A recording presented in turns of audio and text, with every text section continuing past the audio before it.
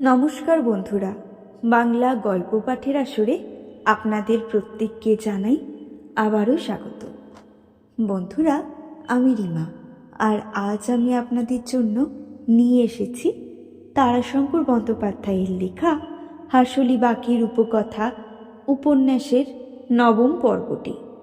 উপন্যাসটি শুনতে আপনাদের ভালো লাগলে লাইক কমেন্ট করবেন, বন্ধুদের সাথে শেয়ার করবেন, আর অবশ্যই চ্যানেলটিকে সাবস্ক্রাইব করে রাখবেন। শুরু হচ্ছে আজকের উপন্যাস তারাশঙ্কর বন্দ্যোপাধ্যায়ের লেখা হাঁসলি বাঁকের উপকথা পর্ব 9। হাঁসলি বাঁকের উপকথায় দিন গেলে যে রাত্রি নেমে আসে তার সঙ্গে জাঙ্গল চন্দনপুরের রাত্রির অনেক তফাৎ। বাঁশবন যোগান দেয় তার তলায় লুকিয়ে থাকা আদ্যিকালের অন্ধকার রাত্রির অন্ধকারের সঙ্গে। তার মধ্যে ঝিঝি ডাকে, হরেক রকম পোকা ডাকে, তক্ষক ডাকে টকটো শব্দ করে, প্যাঁচা ডাকে কাঁচ কাঁচ শব্দে, আবার গভীর রাত্রে ডাকে হুম হুম পাখি। বাঁশবনে পাতা উড়িয়ে নেচে বেড়ায় বাউলি অর্থাৎ অপদেবতা। নদীর ধারে ধারে দপদপিয়ে অর্থাৎ দপদপ করে জ্বলে বেড়ায় পেত্তা অর্থাৎ আলিয়া। মধ্যে মধ্যে শাকচুনি প্রেত ডাক শোনা যায় শ্যাওড়া শিমুলের মাথা থেকে। বাঁশবনে ক্যাঁক ক্যাঁক ডাক ওঠে, কাহারেরা মনুষ্যকে স্পষ্ট দেখতে পায়। গাছে পেতিনি কি কোনো ছোকরা ভূত সে ডগাটা একবার মাটিতে ঠেকাচ্ছে, আবার ছেড়ে দিচ্ছে, সেটা উঠে যাচ্ছে সোজা উপরে। সেটা ওদের খেলা। হাঁসলি বাঁকের কাহারেরা তারই মধ্যে কেরোসিনে ডিবে জেলে কর্তা ঠাকুরের নাম নিয়ে কোনো মতে জটলা পাকিয়ে বসে থাকে। ছেলে ছোকরারা ঢোল বাজিয়ে কখনো গায়ে ধর্মরাজের বোলান, কখনো গায়ে মনুষার ভাসান। ভাদ্র মাসে ভাদু আজর গান, আশ্বিনে মা দশভুজার পুজোর গায়ে পাঁচালি। কার্তিক থেকে মাঘ ফাল্গুন পর্যন্ত শীত তখন গান বাজনার আসর আসে ঢিমিয়ে। ধান কাটা ফসল তোলার সময়। চৈত্রে আবার নতুন করে আসর বসে গেটুর গান। সংক্রান্তির কাছাকাছি বসে গাজনের বোলানের গানের পালা। মাঝে মাঝে এরই মধ্যে আসে 2-10টা রাত্রি, যার সঙ্গে অন্য সকল রাত্রির কোনো মিল নেই। বিয়ে শাদির রাত্রি, আর 12 মাসে 12টা পূর্ণিমা কি চতুর্দশী রাত্রি, তার মধ্যে আষাঢ় শ্রাবণ ভাদরে টাউরি অর্থাৎ বাদল লাগা পূর্ণিমা, চতুর্দশীর বাদ। বাকি পূর্ণিমায় জ্যোৎস্নার আলো ঝলমল করে, সেই কয়েকটা রাত্রে আমোদ লাগে। একদিকে আলো, অন্যদিকে অন্ধকার, বাঁশবনের আদ্যিকালের অন্ধকার।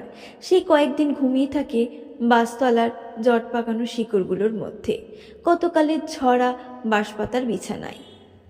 করালি ও পাখির বিয়েতে বাঁশবনের অন্ধকার ঘুটে কেরোসিনের লালচে আলোয় 6টায় ঘুমিয়ে থাকলো কদিন।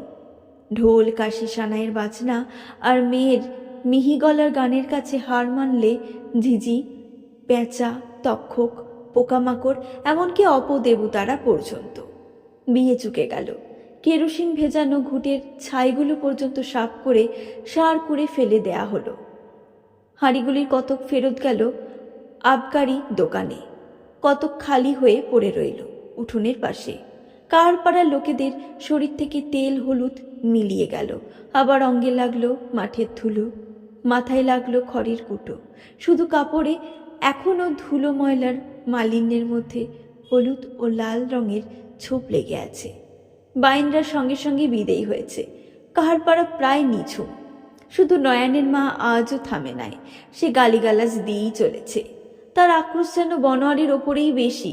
সে অভিসম্পাদ দেয় সে ঘর ভাঙাদের মাতব্বরি চুকিয়ে তাদের বউ কেড়ে অন্য জনাকে দিলে। পাতা ঘর ভেঙে দিলে তার ঘরও ভাঙবে, ভাঙবে, ভাঙবে। হে কর্তা ঠাকুর, হে বাবা গোসাই, বিচার করো, তুমি এর বিচার করো। মধ্যে মধ্যে বলে মনে পড়ে না, সেসব দিন মনে পড়ে না। বলতে বলতে নয়নের মা কেঁদেও ফেলে, চোখ দিয়ে জল গড়িয়ে পড়ে। শুধু জল মুছে সে আগুনের মতো তপ্ত গলায় বলে, আমার সর্বনাশ করতে আজ সাধু সেজেছে। তাদিক কাহারেরা পুরনো গালিগালাতে কোনো কালে কান দেয় না। তার উপর এসে আজ পড়েছে উদয়স্ত কাজ। গম কাটা সর্ষে কাটা আরম্ভ হলো। ওদিকে জাঙ্গলে শাল আরম্ভ হয়েছে। আখ কেটে মাড়াই করে গুড় তৈরি করার আয়োজন। জাঙ্গলের সদ্গোপ মহাশয়দের কৃষাণ কাহারেরা তারাই লাগিয়েছে আখ। এই কাজ আগে রতন কাহারদের ঘরে বাঁধা ছিল। দিনরাত্রি আঁক কাটা চলছে, খোসা ছাড়াচ্ছে, বোঝ বাঁধছে, মাথায় বয়ে এনে ফেলেছে মারাই কলের সামনে। প্রহ্লাদ বসেছে কলের সামনে, সেই কলে জুগিয়ে দিচ্ছে আঁক। হুঁশিয়ারির কাজ, একটু বেশ হলেই কল আঙুল টেনে নেবে। গরু থামাতে থামাতে গোড়া পর্যন্ত আঙুল চিড়ে চ্যাপটা হয়ে কেটে পড়ে যাবে। ওই রতনের বাবার নাম ছিল কলকাটা। কলে তার 4টে আঙুল কেটে গিয়েছিল, শুধু বেঁচে ছিল বুড়ো আঙুলটি। রসিক লোক ছিল রতনের বাপ। সে বলতো, বুড়ো আঙুলটা আমার লবডঙ্কা দেখাতে বেঁচে গেল, 4টে আঙুল গেল, ডান হাতটি খোড়া হলো, বেঁচে রইল বুড়ো আঙুলটি। হে কর্তা ঠাকুর, স্যাস ম্যাস এই করলা বাবা। তবে কিনা মণি মহাশয়ের দয়ালু। ওই কর্তা ঠাকুরের পরই যদি কেউ জাগাতে রাখতে পারলে পারেন, সে ওই মণি মহাশয়রা। দয়ালু বটেন, আবার দণ্ডও দেন। রতনের বাপের মণি দয়া করেছিলেন।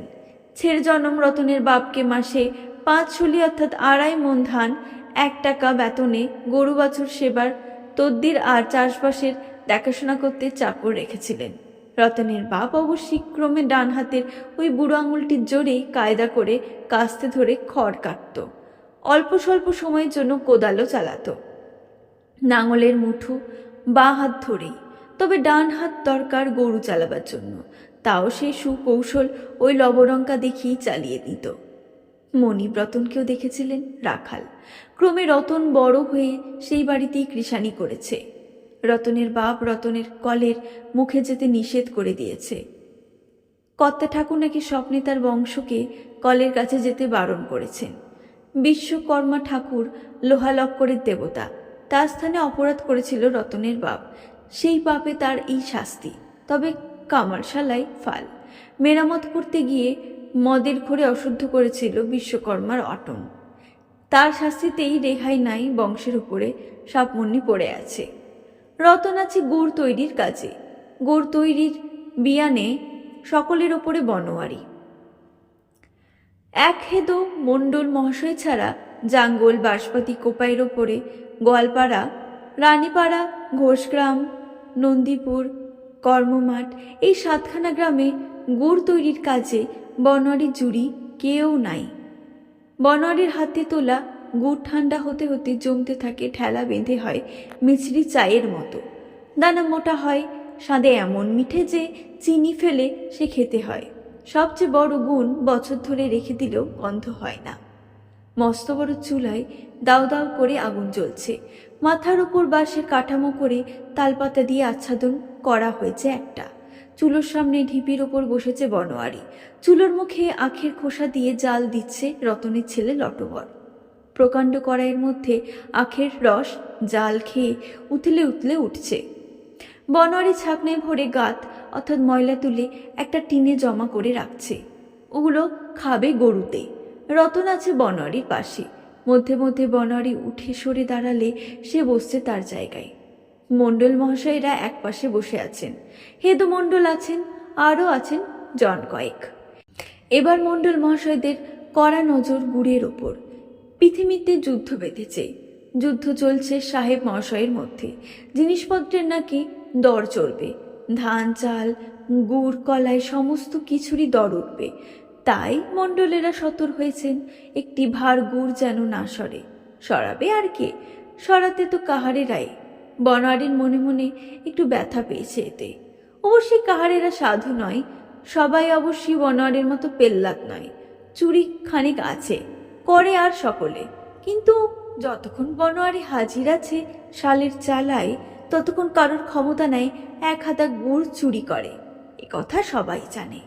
তবু বনোয়ারি থাকতে এমন নজর রাখার মানে তো বনোয়ারিকে অবিশ্বাস করা। তা করুক, বনোয়ারি আপন মনেই গুড় তৈরির কাজ করে যায়। সেভাবে যুদ্ধের কথা। এ দুনিয়া আজব কারখানা। বৈষ্ণব ফকির গান করতে আসে, তাদের গানে শুনেছে বনোয়ারি, হে দুনিয়া আজব কারখানা। ফকিররাও কাহার পাড়াতে আসে, তারা বলে আল্লাহ তাআলার আজব কারখানা। তাই বটে, বনোয়ারি মনে মনে স্বীকার করে সে কথা। বাউল আসে, বৈষ্ণব আসে, সন্ন্যাস আসে, সবাই ওই এক কথাই শুনিয়ে যায়। কাহারেরা শোনে, ভাবে আগে দেহের খাঁচায় অদেখা অচেনা পরাণ পাখির কথা ভেবে কথাটা স্বীকার করত। মায়ের গর্ভের মধ্যে বসে কারিগর খাঁচা তৈরি করে, হাড়ের শলা দিয়ে খাঁচা তৈরি করে, পরিপাটি চামড়ার ঘেরাটোপ দিয়ে ঢেকে দেয়। তার মধ্যে সুরুত করে এসে ঢেকে একটা পরাণ পাখি। সে পাখি নাচে, বুলি বলে, কত রঙ্গ করে, তারপরে আবার একদিন ফুরুত করে উড়ে বেলায়। ভেবে ভেবে কুল কিনারা মিলত না কাহারেরা। পিতৃপুরুষ কর্মের নীলবর্ণ আকাশের দিকে চেয়ে পরাণ পাখির আনাগোনার পথের ডাক আর সেই আজব কারখানার আস্তানা খুঁজত। খুঁজে খুঁজে ক্লান্ত হয়ে অবশেষে বাবা ঠাকুরের বেলতলায় এবং কালারুদ্দের দরবারে লুটিয়ে পড়ে বারবার বলতো, অপরাধ মার্জনা করো বাবা, কোলের কাছে অন্ধকার, তুমি আইচ পক্ষ দিয়ে ঢেকে বক্ষ দিয়ে আগুলে, আর তোমাকে আমরা খুঁজে মরছি কোথা, কোন বেমভান্দে। কিন্তু এখন কোম্পানির কলের গাড়িতে, অ্যালের পুলে, তারে তারে, টেলিগ্রাফে, হাওয়াই গাড়িতে দুনিয়ার আজব কারখানা তারা যেন চোখে দেখেছে। তার উপরেও আজব কাণ্ড এই যুদ্ধ। অবাক রে বাবা, কোথা কোন দেশে 7 সমুদ্র 13 নদী, কে পার করেছে, কার সঙ্গে যুদ্ধ। এখানে চড়বে ধানের দর, চালের দর, আলু গুড়, কলাই, তরি তরকারির দর। জাঙ্গলের সদ্গো মহাশয়রা কোমর বাঁধছে, টাকা জমাবে, বলা বুলি করছে, কাপড়ের দর চড়বে, আবার নাকি কোম্পানিতে যুদ্ধের জন্য চাঁদা আদায় করবে। তবে কার পাড়ার হাঁসুলিবাকের বাসবনের মধ্যে যারা ছায়ায় ঘেরাই বাস করে, তাদের ভাবনা নাই। ধান চাল গুড়ের দাম বাড়লে তাদের কিছু লাভ নাই। তারা মনিবের খেতে খেটে খায়, ফসলে 3 ভাগের 1 ভাগ পায়, তাও 6 মাসে খেতে খেতেই ফুরিয়ে যায়। বাকি 6 মাস মনিবের কাছে দেরিতে ধান নেয়। বেচবার মতো ধান চাল তাদের নাই, বেচেও না, কেনেও না। বাড়ির আনাচে কানাচে শাক পাতা হয়, পুকুরে বিলে নালায় নদীতে শামুকগুলি আছে, ধরে নিয়ে আসে। কয়লার দাম চড়ে, কাহারেরা জীবনে কখনো কয়লা পোড়ায় না। নদীর ধারে ঝোপ জঙ্গল থেকে কাঠকুটো কুড়িয়ে আনে, গরুর গোবর ঘেটে খুঁটে দেয়, তার 2-4খানা নিজেরা পোড়ায়, বাকি বিক্রি করে চন্দনপুর জঙ্গলে। কাপড়ের দর চললে কষ্ট বটে, তাই বা কখানা কাপড় লাগে তাদের। পুরুষদের তো চাষের সময় 6 মাস অর্ধেক দিন গামছা পরেই কাটে, বাকি অর্ধেক দিন হাত মোটা কাপড় পরে। বছরে 4খানাতে ছচ্ছল অর্থাৎ সচ্ছল 3খানা হলেও চলে যায়। মেয়েরা একটুকুন সাজতে গুজতে ভালোবাসে। কোপাই নদীর আলবোটামিতে তাদের চিরকাল আছে। তাদের 2-1খানা মিহি ফুলপার শাড়ি চাই, 2খানা হলেই খুব। বাইরে যাবার সময় পড়ে, ঘরে মোটা খাটো কাপড়ই চলে, তার জন্যে খুব বেশি ভাবতে হয় না। ফুলপার মিহি শাড়ির দাম জোগাতে না হয় না ঘরের কর্তাকে। মেয়েরা নিজেরাই রোজগার করে নেয় চন্দনপুর জঙ্গলে রেজা খেটে, ভদ্রজনের বাবু ভাইয়ের কাছ থেকে। আর একটা যুদ্ধ দেখেছে বনোয়ারি। 1321 সাল থেকে আরম্ভ হয়েছিল, কয়েক বছরই ছিল। বেশ মনে আছে বনোয়ারির। 6 টাকা জোড়া কাপড় হয়েছিল, ধানের দর হয়েছিল 4 টাকা। এই তখনই চন্দনপুরের মুখুজ্জ বাবুরা কয়লার কারবার কেঁপে রাজা হয়ে গেল। বনোয়ারির মনিব মাইতো ঘোষ পাট কয়লা বেচে কম টাকা করে নাই, অনেক টাকা। আবার চন্দনপুরের 4-5 ঘর জমিদার বাড়ি ভেঙে গেল। মহাল বিক্রি করলে জাঙ্গলে চৌধুরী বাড়ি একেবারে নাজেহাল হয়ে ফেল পড়ে গেল। জাঙ্গলে সদকোপ বাড়ির বৃদ্ধি ওই যুদ্ধের সময়। আগে সবাই ছিল খাঁটি চাষি। কাহার কৃষাণদের সঙ্গে তাহারাও জাঙ্গলের মুঠো ধরত, কোদাল ধরত, খাটো কাপড় পরত। যুদ্ধের বাজারে চাল, ধান, কলাই, গুড় বেচে সবাই ভদ্রলোক হয়ে গেল। এবার আবার সবাই কোমর বেঁধেছে। এ যুদ্ধে যে তারা কি হবে কে জানে। তবে তাদের মঙ্গল কামনা করে কাহারেরা। তাদের লক্ষ্মীর বারবারন্ত হলেই কাহারদের মঙ্গল। তাদের মা লক্ষ্মীর পাঁচের অর্থাৎ পদচিহ্নের ধুলো কুড়িয়েই কাহারদের লক্ষ্মী। যুদ্ধে কাহারদের কিছু আসে যায় না। সদগো মহাশয়রা চট বিছিয়ে বসে যুদ্ধের কথাই বলছেন। কথা হচ্ছে মশনের চাষে এবার জোর দিতে হবে। চন্দনপুরি বাবুদের গ্যাজেটে অর্থাৎ খবরের কাগজে নাকি বেরিয়েছে মশনের তেলের দরকার হবে যুদ্ধে। ওই দরটা খুব বেশি চড়বে। বনোয়ারি আপন মনে সব বিষয়ে ঘাড় নাড়াতে থাকে। আজব কারখানায় বটে রে বাবা। ধান, চাল, কলাই, পাকড়, গুড়, আলু এসবের চেয়ে দর বাড়বে মশনের। পেটের খাদ্য নয়, গায়ে মাখবার তেল নয়, পরবার কাপড়ের তুলো নয়, মশনের পুলটিক্স দিতে হবে। এই জানে বনোয়ারি তার তেল এক লাগবে কিসে। ঝমঝম গম গম, ঝমঝম গম গম। 10টা ট্রেন চলেছে কোপাইয়ের পুল পার হয়ে। মণ্ডল মহাশয়েরা এবার গা তুলবেন, বাড়ি যাবেন খেতে, খেয়ে দিয়ে আসবেন হেদো মণ্ডল, যার গুড় তৈরি হচ্ছে তিনি একজন। হেদো মণ্ডল পড়বেন চিত হয়ে, নাক ডাকবে কামারের হাঁপড়ের মতো হাঁ হয়ে যাবে, মুখ দিয়ে ফরর ফর শব্দ হবে। এই মণ্ডলেরা যখন থাকবেন না তখন একবার তাদের আরামের সময়।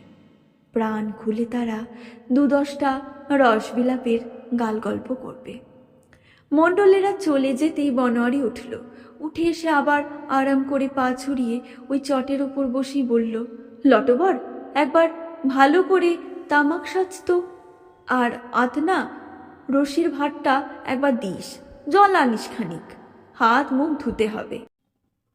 কাহারপাড়ার এইবার ঢোলের বাজনা থামবে। এ ঢোল বায়েনদের বাজনা নয়।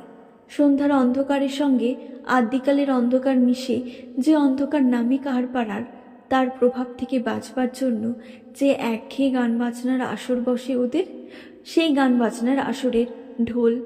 চৈত্র মাসে আসছে ঘেটু গানের পালা, তারই উদ্যোগ পর্ব চলছে। একটা ঢোল থামল, এখনো 2টো ঢোল বাজছে। বাঁশবাতিতে 3টে ঘেটুর দল, একটা কাহারপাড়ার পুরনো দল, একটা আটপুরে পাড়ার। তার উপর বছর 2 হলো করালি একটা নতুন দল করেছে। করালির দলে নুসু দিদি আছে, সে নাচে কোমর ঘুরিয়ে ঝুমুর দলের মেয়ের মতো। করালি একটা বাঁশের বেশি কিনেছে, সেটা সে বাজায়। ও দলের এখন চলতি খুব। গান বেঁধে নিয়ে আসে চন্দনপুরের মুকুন্দ ময়রার কাছ থেকে, নতুন রকমের গান। এবার নাকি যুদ্ধের গান বেঁধেছে ময়রা মহাশয়।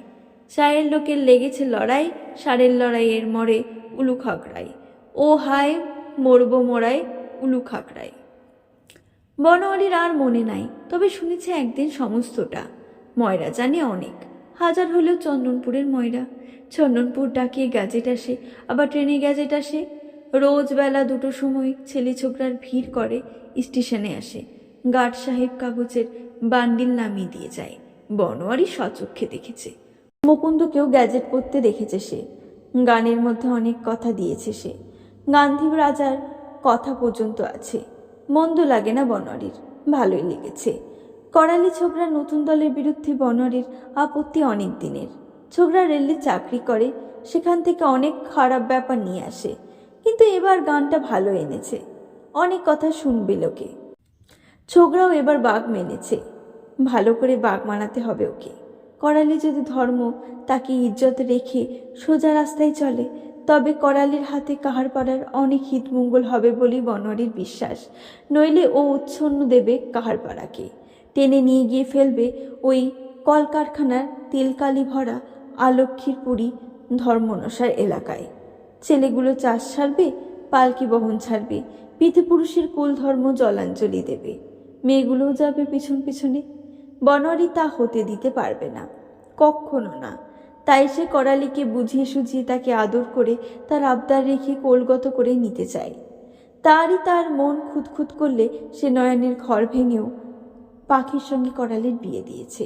অবশ্য আরও একটা কারণ আছে, সে কারণটা তার মনই জানে, আর কেউ জানে না।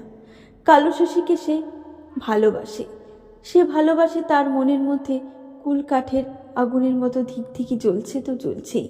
ওদেরই তো সেই ভালোবাসা। রতন সিং মদের ভাতটা নিয়ে এসে কাছে বসল। বনোয়ারি বললে, প্রহ্লাদকে ডাক। প্রহ্লাদ এসে বলল। বনোয়ারি প্রশ্ন করল, ক রস পাতনা হলো রে? প্রহ্লাদের হাতে 6টা আঙুল, সে বলল 1 হাত। তারপর হেসে বলল আবার 6 পাতনা পড়ল। ওরে বাপরে। আটপৌরে পাড়ার এবার ঘেটুর ধুম দেখাকে চাই খুব। ঢোলের শব্দ ওই রাত্রিরে জোরালো হয়ে উঠল। করালি দলের ধুমের কথা জানতে পারা যায়, কিন্তু আটপাউড়ে পাড়ায় হঠাৎ এত ধুম কিসের হবে? পরমে আবার জমি নিয়েছে চন্দনপুরের বাবুদের কাছে।